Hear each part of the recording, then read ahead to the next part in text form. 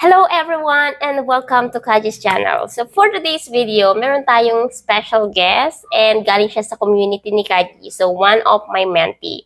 So karamihan sa inyo like nagda-doubt, like meron akong experience sa corpo pero wala akong experience sa online. Pwede ba ako dyan? Miss Kaji, fresh grad ako. Pwede ba ako dyan? Pwede ba ako maging freelancer? So kung gusto niyong malaman ang sagot sa mga tanong na yan, please keep on watching until the end. Do not skip para wala kang ma-miss na tips and tricks na i-share ko throughout the video. So without further ado, let's get started!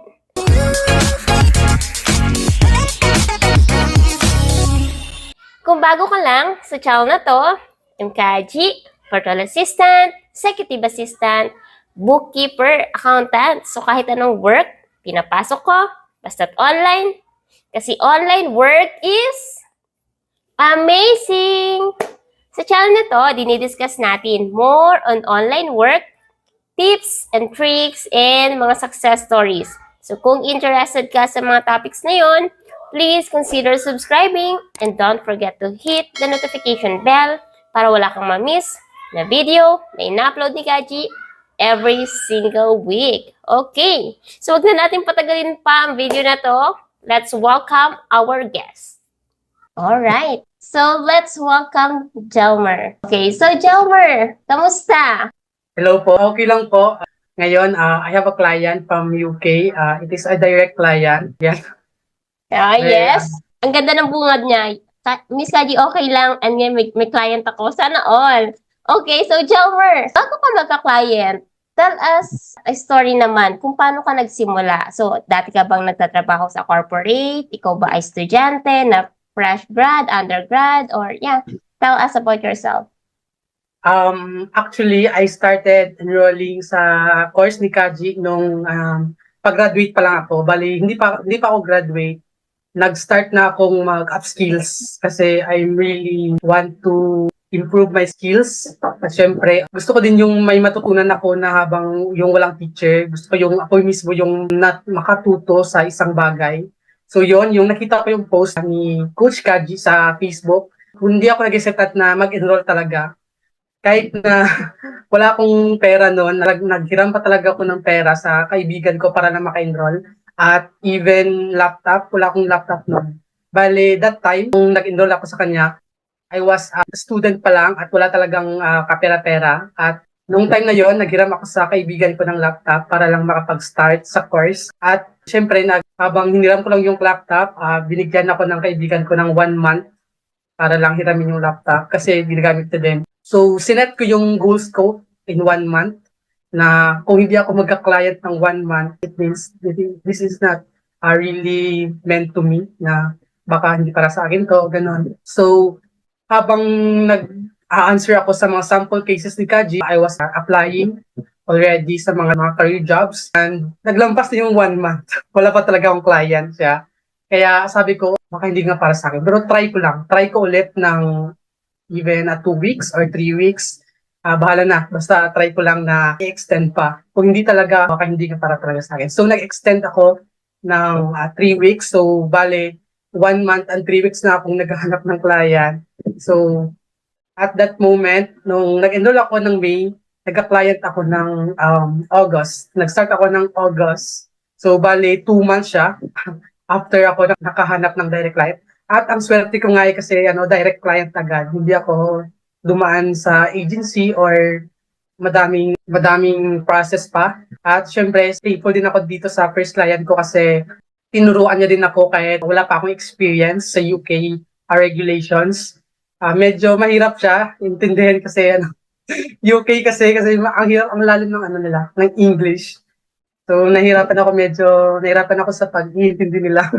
Kasi ang lalim nila magpag-usap sa mga BA. So yung time na yon, send na agad yung client ko. Actually, nag-send ako ng application sa client ko mga almost 2 weeks na. Bali, wala akong natanggap na reply. Bali, naghintay lang ako almost 2 weeks din bago siya nag-reply. At nagulat din ako kasi interested pala siya dun sa job application ko. Kasi akala ko talaga wala na yung application ko kasi matagal ko na sinend mga 2 weeks na. Kaya sabi ko baka wala na yun. Kaya nagulat ako, nag-email siya na curious daw siya about my experiences, especially daw sa UK. Sinabi ko naman na wala akong experience sa UK. Sinabi ko lang na honest ako sa kanya na wala akong experience talaga. At sinabi niya din na maghanda siyang mag-train about UK regulations. Kaya yun, grinab ko agad. Ang natutunan ko talaga sa journey na to is yung before the skills, we need to start with improving ourselves sa attitude, especially sa how we handle ourselves talaga. Kung gaano tayo ka-disciplined, kung gaano tayo eager to learn. Kasi kung iisipin natin, kung wala tayong patience at mag-give up talaga tayo agad-agad, parang hindi natin makukuha yung bagay na gusto natin. Pero kasi wala namang bagay na makukuha agad natin. Kasi pag makukuha agad natin yon, parang ang dali naman, parang hindi sa atin yun, parang wala tayong matutunan agad.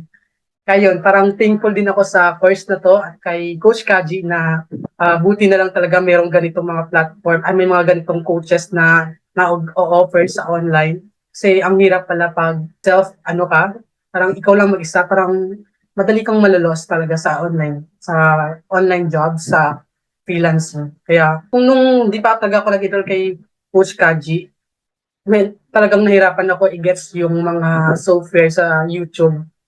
Tinatry ko talagang i-absorb yung mga courses. Pero may hesitant talaga ako na baka hindi ko na-gets, baka mali yung pagkaintindi ko. So, that was the time na I enrolled to Coach Kaji para mas maintindihan talaga yung blueprint ng freelancing. Kaya, ayun. Ayan. Thank you so much, Jelmer, sa pagkwento. Nagulat ako na yung pinang-enroll mo sa course ay inutang mo pa. Talaga, binayaran So, mo kasi, ba? yes po, inirarat ko na. Kasi nung time na yon is parang hindi pa siya sale. Kaya parang hindi ko kaya yun. Parang 5,000 na tayo. Kaya yun, parang hinintay ko na mag-sale muna. Nag-scroll ako sa page mo at nakita ko na may mga sale pala, may mga pagkakataon na nag-sale. So, parang sabi ko, parang hindi pa sapat kasi wala pa akong work noon. So, tapos nag-aaral pa ako noon. So, parang hindi ko kaya ata yung 2K. Kasi no, that was the time na parang unlucky pa ng 2,000. Parang Mm-mm. 2,000 lang napag-enroll ko sa inyo. Kasi naging sale siya. So parang that time, ang laki pa ng pera sa akin ng 2,500. Parang wala pa akong kaya na mag-enroll. Kasi tapos sesatan pa ako kasi parang hindi ko ba alam kung makakaya ko ba yung course or hindi. Kasi hindi ko alam kung anong balik sa akin ng course. So sabi ko, magre-risk na lang ako kasi ang ganda naman kasi yung mga feedback. Kaya ayun. So at tapos din, nakita ng mga classmate ko yung ginagawa ko. Kasi hindi talaga ako pala share sa Facebook kasi hesitant pa ako. Kasi gusto ko yung mag-share ako sa Facebook yung parang parang alam ko na Oo. yung 0. Kaya yung nagtanong sila kung anong ginagawa ko, parang hindi ako lumalabas, parang busy-busy ko. Yes. Kasi kahit wala akong trabaho, nag-aaral talaga ako sa software, nag-upskills talaga ako. Yung mga ginagamit ng mga third-party tools, inaaral ko din. Kaya nung nag-reach out yung classmate ko na kung ano daw yung mga steps na ginawa ko, kung anong yung course daw na pinasukan ko. So, nirecommend ko si Coach Kaji sa kanya. Kaya, coach, nirecommend talaga kita ko sa classmate ko. Kaya lang, hindi siya nakapag-enroll ngayon kasi, nang parang hesitant din siya kasi hindi niya din alam yung inaano niya pa yung mga decision ng parents niya kung gusto ba din ng parents pila. So, may mga decision pa siya na hinahanap. Kaya Mm-mm. yun, hoping na mag-enroll din siya sa iyo, coach. Yes, so yung return on investment naman, okay naman. Like, yung sa in-invest mo sa course ni Kaji, gaano kalaki yung nakuha mo? Nung first month ko, yung client ko nag-offer agad ng hourly rate. Medyo nung time na yun, parang hindi ko masustain yung monthly expenses ko. Kaya sabi Mm-mm. ko, grab ko na lang kahit na ganito. At least, mag-gain ako ng experience dito sa Yes. account dito, sa Zero.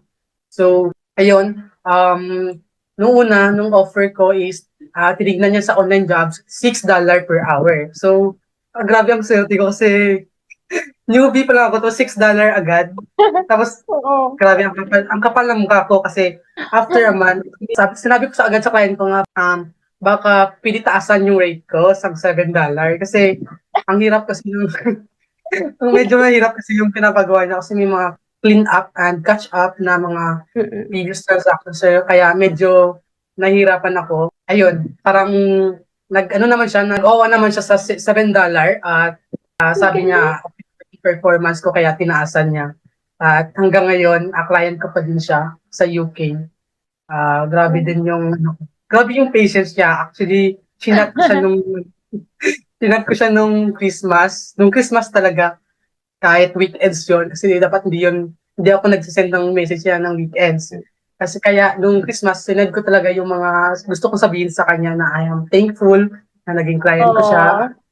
Looking forward na ah nagpasalamat din ako sa patience niya kasi minsan talaga yung ano nila, ang hirap intindihin yung mga words. Kaya yung patience nila na paulit-ulit yung mga questions, kahit na paulit-ulit yung mga questions, hindi pa rin sila napapagod mag-ano sa akin. At saka share ko din na ako lang yung isang nag-handle sa zero sa account niya. Bale, medyo nahirapan talaga ako doon kasi minsan may question ako sa kanya, hindi pa niya masagot agad kasi direct client siya. Kaya busy siya minsan. So, walang accountant. Kaya minsan, sa freelancing dapat talaga resourceful ka. Kailangan mo i-research kung di mo alam. Kailangan po mag-join sa mga group sa Facebook para ma-explore mo talaga yung industry na napasukan mo. Kaya yun. Nakatuwa talaga ako sa sa istorya mo kasi di ko akalain na kasi yung iba ang worry nila, ay may experience ako sa corporate pero wala ako sa online. So kung ang fresh grad, 'di ba? Pwede. What more yung mga meron ng experience na sa corporate talaga, 'di ba? Same lang din yun eh. Kumbaga, magbabago lang ng environment, tapos may bago ka lang tool na gagamitin. Tapos you're on your own na kasi, 'di ba? Sarili mo na, wala ka nang kumbaga sa office may mga kasama ka, kung ikaw mag-freelancing, work from home, sa bahay ka lang, tapos sarili mo, sariling sikap mo. So, thank you so much, Jalmer, sa pag-share ng story mo. And sobrang kakaiba tong story mo talaga. Kasi maganda tong halimbawa sa mga gusto maging freelancer pero takot kasi wala nga silang experience sa online. Eh, paano ka ba magkakaroon ng experience sa online kung hindi mo sisimulan, di ba? So, Kaya nga. good job sa pag-take ng action and sa pag-believe sa sarili mo. Nakakatuwa kasi binigyan mo ng time limit. Dapat ganito magkaroon na ako ng client.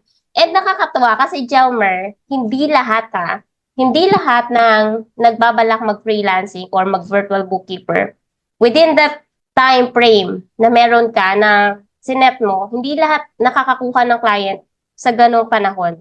Sometimes it will take 3 months, 6 months, yung iba year pa. Yun nga lang, ang pinagkaiba mo sa kanila, you're taking action hanggat maaari. So, yun yung pinagkaiba mo. Kaya, sa ganong kaliit na panahon, nakakuha ka agad-agad ng client. My question is, are you still like looking for new clients or gusto mo muna mag-focus kay client mo? I am continuously looking for a client right now kasi yung work ko ngayon sa client ko kasi up to date na yung accounts niya eh. Bale, medyo wala na akong trabaho minsan sa kanya, kaya ayun. Kaya right now, I'm looking talaga sa full-time job na position sa e-commerce industry. Kasi I was hired na part-time pa lang. Kaya pero kahit part-time pa lang, nakabili na agad ako ng laptop in just 1 month, di ba? O, di ba? So, hiniram ko lang yung laptop ko. Kaya sabi ko, first thing na gagawin ko is laptop agad. Yung mga kailangan sa Yes. freelancing. Kahit wala akong kahit wala pa akong ergonomic chair.